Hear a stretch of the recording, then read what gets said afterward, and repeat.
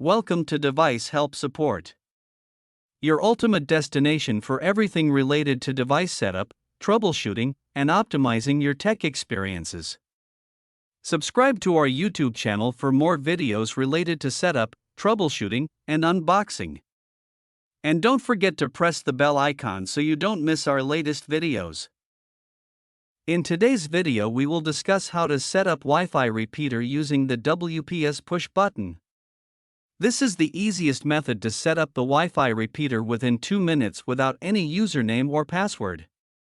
If you're looking for the best repeater that gives you the perfect Wi-Fi range coverage, then this video is specially made up for you.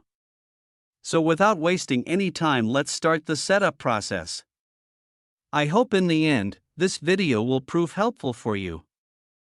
First of all, plug the Wi-Fi repeater into a power outlet halfway between your router and the area with weak signal. Wait for the repeater to power up. LEDs will stabilize or start blinking depending on the brand. Locate the WPS button on your router.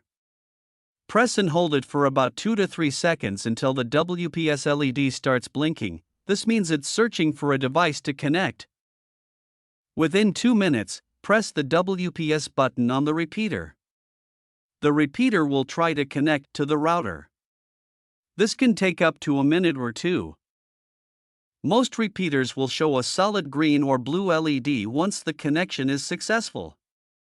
Some may also indicate signal strength, example, 1 bar means weak and 3 bars means strong. After setup, you can try moving the repeater to a better location as long as it still gets a decent signal from the main router. I hope this video will prove helpful for you. If you're stuck in middle of the process, then don't worry. Contact our professional experts at 1-323-507-3713.